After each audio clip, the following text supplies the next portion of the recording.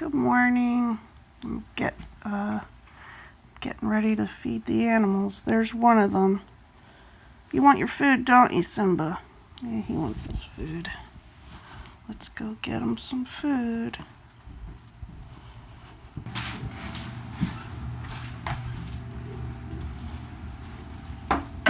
Sorry if I sound weird. I think I'm a little depressed today. So, give me some cat food. It's hard to do with one hand. I might have to get some kind of harness or something. I know you think that that's a weird mess, and we clean it up about once a week, but maybe I'll show you how my cat eats. He takes one out of the bowl, puts it outside of it, and then he eats the next one. Because I can't be the only one in the house that has OCD. The cat has to have it too. There's a dog food bag. He eats lions. What is this? Get that up off the floor. So here's my cat stuck in a bag because that's what he likes to do. What are you doing, Simba? You licking that bag? Let me see. Let's see. He's licking a bag because... Oh, Mama, you didn't get the cereal put away, so I need to lick this bag. Right? Let's see. What will the cat do? Will he come over to try to sit on me? No. Just afraid of the camera. Let me put my shoes on.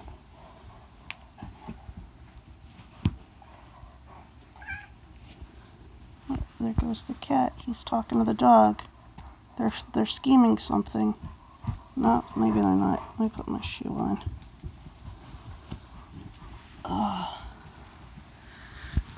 There's my husband on his computer. I probably have to edit that out because he's not going to want it. Are you not going to want it? Or you are because you're waving? I don't know. We'll see. He's on sabbatical.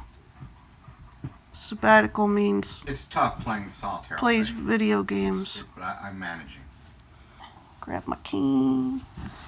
And I'm on my way. I'm on my way. Ah, our trash can fell into the road.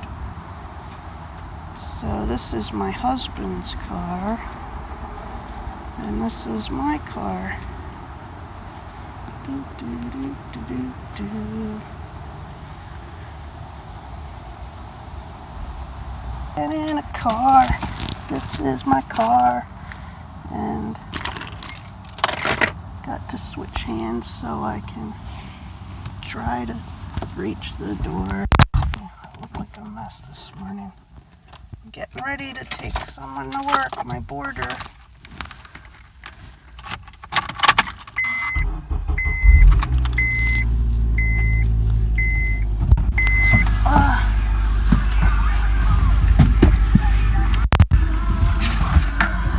Just dropped off my boarder at work, and I want to write something down because a poem or a verse came to me while I was driving.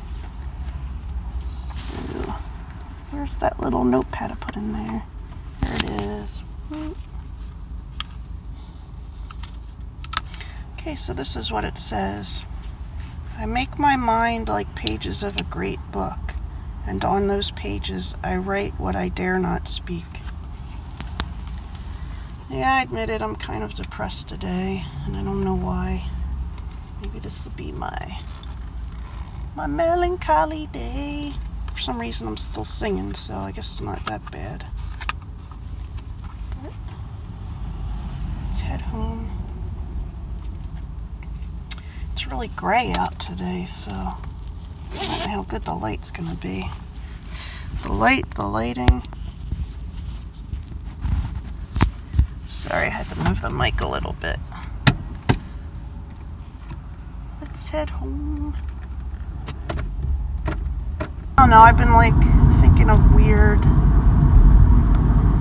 Do you ever like have philosophical thoughts? I guess part of the reason I'm depressed is because all the stuff that's been going on in the news, and I don't like to talk about news stuff usually on here. I don't really want to talk about it, but other than to say it's depressing stuff. People dying because other people are killing them. That's all I got to say about that. I'm not going to say anything pro or con about anything that's involved because I don't know. Because I'm not. But I was thinking, you go through this thing a couple times in your life, I think, where you think, oh, there's got to be something to do to change the world. Where you feel like you have that energy that you could do something that would really affect humanity and help the world out. And you go between that and knowing that you're just one person in one country, and probably the stuff you do isn't going to have the kind of effect that you want it to have, you know. I mean, I think you can influence other people, and you can, I'm not saying you can't do good in the world, but not on the scale that my brain might want me to do good, you know. Because if I came up with an idea that would solve all the problems in the world, you know, people still have, and should have, free will, you know, and you can't make, even if you have laws, I think you understand that even if you have laws, you can't make people do what you want them to do. So it's that helplessness, you know. I don't know. And there was like things that I really liked in Europe and things I didn't like, and I don't mean just from that video that I made with my sister. I mean, I didn't like that. I have to tell you that when I drive around I carry knives on me, you know, and I'm not the only person. There's people in America that carry knives, guns, tasers, pepper spray. We're not running around knifing each other and spraying each other in the face. It's because, I don't know, right or wrong, you feel like something bad could happen at any moment. And I think part of that has to do with the news, you know. But I had like conflicting thoughts about this when I was in Germany. Is that because I didn't bring any knives with me. I didn't want to cause any problems going into another country. But I feel like I sound like a crazy person saying this stuff. I want to reiterate that I don't go around knifing people. I have not knifed anyone. Plus, the smell of blood makes me faint. So, you know, it's more like a psychological thing that makes you feel secure. Like, you know what I mean? Like having a baseball bat by your bed. Some people do that. It just makes you feel better for some reason. Might not help you in the long run, but... So anyway, in Germany, I felt I had conflicting thoughts. I had conflicting feelings about it. I was like, I felt safer there. I don't know why. I think because of the people and the way everything was. There wasn't anything that made you feel unsafe. There wasn't any kind of, that I encountered. I'm not saying this is, I mean, I was only there for like 9 days, and 2 or 3 of those days I was in Paris, so there wasn't anything that made me feel threatened in any way, okay? Not anybody's actions, no unpredictability, nothing. Even there was a thing on the train where this guy I don't know if I should tell this. I will tell that in a minute. But let me finish saying it. So I didn't feel threatened in any way. I felt really safe there. But at the same time, I felt like almost that I didn't have the right to defend myself, you know. Which, me being me, if somebody hit me or whatever, I would have defended myself. But just felt that way. Like, I felt like I was at the mercy of somebody taking care of me. Somebody having to take care of me or whatever. You know what I mean? Like, if something happened, I'd have to leave it to somebody, to the police or whatever. So that was a weird, conflicting feeling for me because I do not know how to explain it. I never been anywhere where I felt that safe, honestly. And it may have been a false sense of security. But, like, I've lived in Philadelphia. I've lived in Delaware County, right outside of Philadelphia. I live further away from that now. I still live in an area that has a lot of crime. More crime than I'm sure people are used to where I was staying in Germany. And I've lived in Alabama, in Montgomery, Alabama, which is I would say it's a medium-sized town. I mean, it's called a city, but it's not as dense population-wise. Anyway, so the thing that happened on the train, me, my sister, my husband, and my sister's husband, we were sitting on the ice train going from Paris to Munich, I think Munich, I don't remember. We were going back to Germany, and I think we were on one of the first class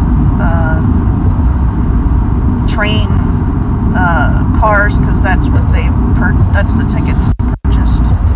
And we were near the center, so when you're near the center of the train, there's like a table there, and there's 2 seats on each side on the one side, and then there's a table there's an aisle, and there's a table, and there's 1 seat on each side, or I don't remember, honestly.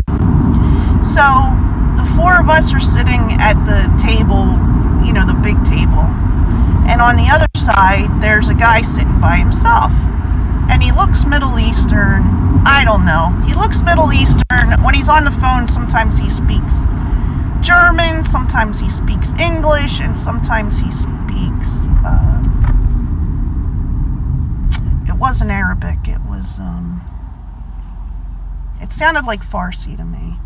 Okay, I have a lot of experience with languages, so that's the only reason I can tell the difference between some Middle Eastern languages. There's a lot more than you'd think there are. But anyway, and my sister said that he smelled pretty bad. She said he had bad body odor. I feel bad saying this on the thing, but she had to turn away from him when she drank her soda because she felt like she was breathing in the smell or whatever. He was asleep. He fell asleep at one point. When I say he was speaking those different languages, I mean on the telephone or to when somebody would come by and ask if he wants a drink, this kind of stuff. So he fell asleep at one point. So right before we crossed from France into Germany, there was a stop. I don't remember the name of the stop, but there was a stop. After we passed it, he woke up suddenly, and he's looking around, and I think he missed his stop. So he ran really fast downstairs because we were upstairs. Listen, I don't understand how these trains work, but there was 2 levels to it. You had to go upstairs. We were sitting upstairs. I don't really remember if it was 2 levels or 1.5 levels, and there was a spot for luggage. I really don't remember. So he runs downstairs quickly. I was like, oh, I think he missed his stop, because that's just the way it looked. So several minutes later, he came back up. He kind of slinked back up like he was, I guess I missed it type thing. Sat back down in his seat and proceeded to fall asleep again. So I don't know what his plan was then, if he was going to be able to turn around and come back to wherever it was. So a few minutes later, I'd say 5 minutes later, police come up. I guess they're police. I don't remember what kind of badges or whatever they had. and one was at the end of the car. I didn't see that one. My brother-in-law saw him. First of all, everybody, I was awake. I had my eyes open the whole time. My sister, her husband, and my husband were all trying to nap. So they laid their heads back or to the side and they were sleeping. So I see two police come down the aisle like this. They go all the way to the end. They look around and they come back slowly. And as they're coming back up, they stop right behind the guy that's across the aisle from us. And the one guy points down like this. So then the other police officer comes to the other side. So the aisle was on this side, okay? And on one side is one police officer and on the other side is another police officer. So you couldn't, like, if we went to get up, we couldn't go either direction. Well, not that we were going to, but you couldn't. So then they announced really loudly, first in German, and then in English, because they realized we were American, that they wanted to see our passports, okay? They wanted to see everybody's passports. But they only looked, the one police officer turned towards us and looked at all four of our passports, okay? The other police officer turned to the other guy, the guy that was sitting on the opposite side that I was telling you about, and asked for his passport. And then asked him a million questions. I don't know what they were saying because it was in German. And he was answering them in German. So the guy on our side, he's taking a long time looking at our passports. So to me, it's obvious, because I was awake, it's obvious that they just wanted to see what he was doing, because he must have made a fuss. He went downstairs and he's probably like, this was my stop, I missed my stop, whatever. So they didn't ask for anybody else's passports on the whole car, just the five of us. So that happened. So you do feel like a police presence. And in Paris, I have to tell you, there were people with guns at the, like, rifles. I don't know what they were. Like, I'll have some video that when I put up the Paris stuff, there'll be some video where you'll be able to see them walking around. There's police or guards or something walking around, and they have their hand up this high. I'm not kidding you. And they have the rifle. It's like a small rifle going across their chest like this, pointing down. It's not put away. It's right there, so they're ready to, if they got to, whatever they got to do. You know what I mean? So, but I mean, in Paris, I did have that feeling like you're in a big city and somebody could pickpocket you. That's the way I felt there. I didn't feel like anybody was going to hit me, or it's just that there was so many people. You get that feeling like when you go to a big city and there's so many people around, somebody could do the old bump and grab where they bump you, then take your wallet or whatever. But like I said, I've lived in Philly before, so I wasn't afraid of any of that. But, and they don't have aggressive bums in, they don't call them bums over there. I guess, do they call them hobos, or? Look, they don't have aggressive beggars, whatever you want to call them, over there that I've noticed, like they do in Philly and New York. So, I really don't remember what the purpose of my conversation was, other than to say, yeah, I was very confused about the way I felt over there. Get my coffee together. I admit it, Colin, I don't know how you set these shots up. Get a knife.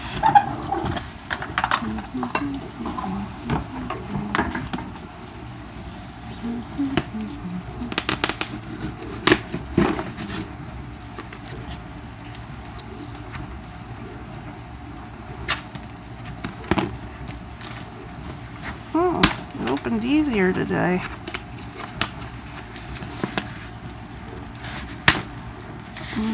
One side. Ouch.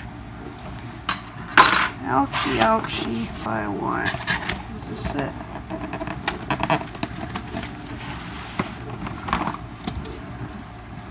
Oh, that's my son's coffee, Dark Magic. Put that back there. Dark Magic. Ooh, ooh, ooh. Let's see. It's my coffee, Hawaiian blend. All right.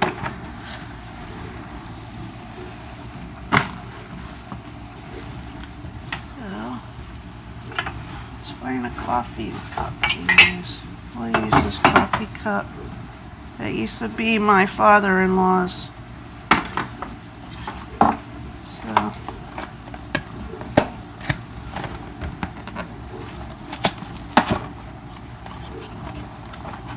here's what the little thing looks like. And then we take out the old one. I have to throw that away. Put that in here. And then there's 3 buttons, see? I don't know if you can see them, but I'm going to push the big button and it's going to make me some coffee. Sometimes we brew coffee. It's not all just fancy coffee things. So I'm about to make my cereal. That's what I get. Shredded wheat.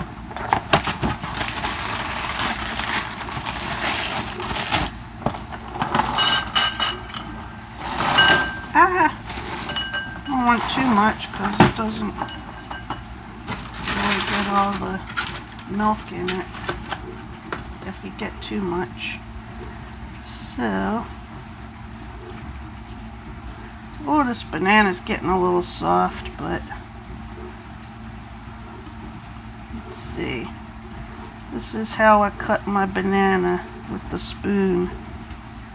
It just goes right in there. But I don't mush it up, so. Although this one's pretty mushy, I have to tell you. It's the last one that was left of the bunch. Then I got reduced fat milk.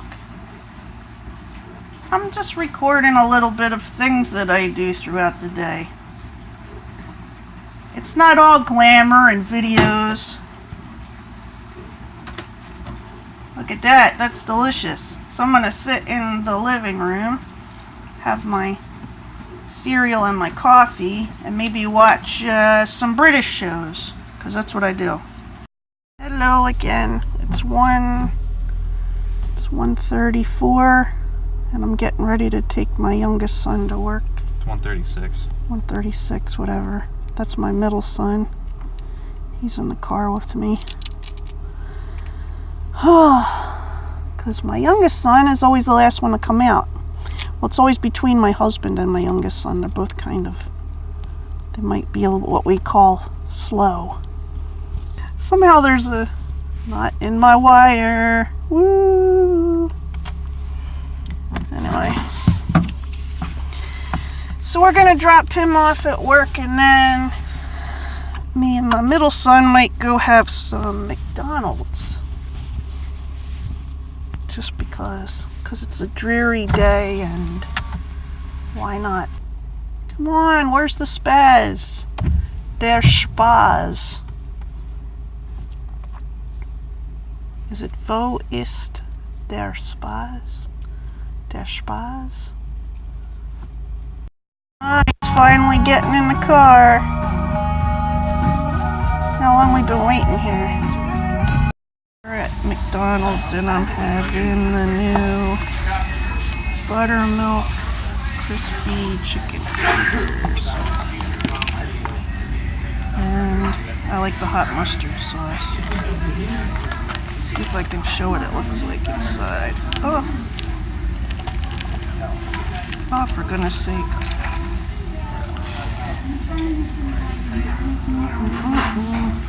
Chickeny. And a soda. My son has fries. Something's bothering him. What's going on, Sonny? Sonny, what's going on?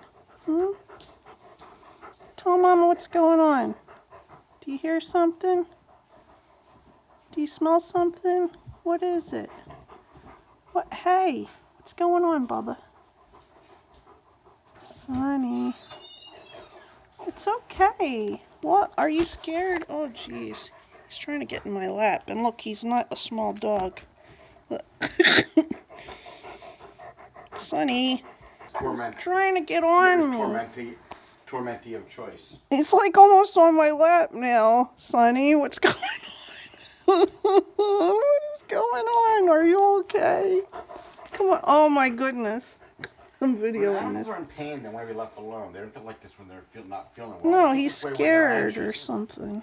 Yeah. Not a physical thing for him.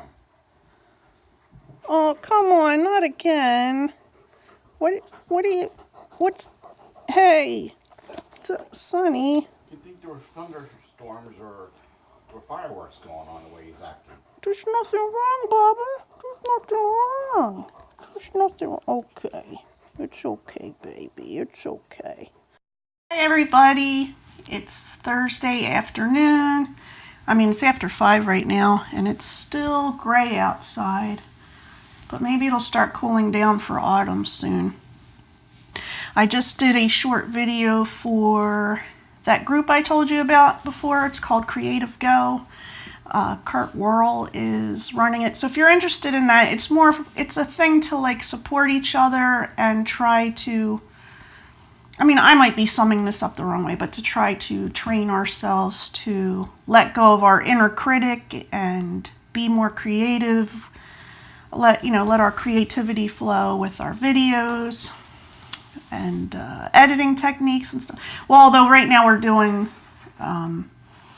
record a video every day, an unedited short video. So that's what we're doing right now. So I just recorded that, and I did want to mention, so my dog's been acting really weird today. I think I showed that in the video earlier. And then at 5 o'clock every day, I usually feed him his dinner, and I just went in there to feed him, and his food was still there from this morning, which is not like him. So I don't think he's feeling well. He's older, and I mean, I felt his abdomen because he's a lab and a golden retriever, and labs eat weird things, you know, occasionally. So I felt his abdomen to make sure there wasn't anything in there, and it didn't bother him when I touched his abdomen. So, and I didn't feel, it wasn't hard or anything. So I think he's just having a not feeling well day to day. So hopefully he'll feel better. And I think my husband's going to make fish for dinner and brown rice. We will see. We will see how that goes. And I'm about to watch some tea and toast. It's this, well, I don't know if I ever mentioned this before, but there's this channel that I watch. It's called Too Old to Grow Up. My husband and I watch it together sometimes, and they do shows a couple times a week. And on Saturdays, they do this show called Tea and Toast. And they mostly talk about stuff from the 80s. Well, today the one I'm going to look at is about the way, I think the Huffington Post put out a thing about the differences between the US and the UK, and they're going to discuss some of the items on that list and say which are true and which are more like myths. So I'm going to see how that goes. I'm going to check that out, and maybe I'll put that in the description. When I put those things in the description, it'll be in a section called mentioned. I think it says mentioned. So that means whatever I mentioned during the video, if I remember, I will put it in that part. Because all my little sections down there, they're like divided up. I'll talk to you in a little bit. A lovely dinner that my husband made. It is cod and rice and stewed tomatoes, and it looks lovely.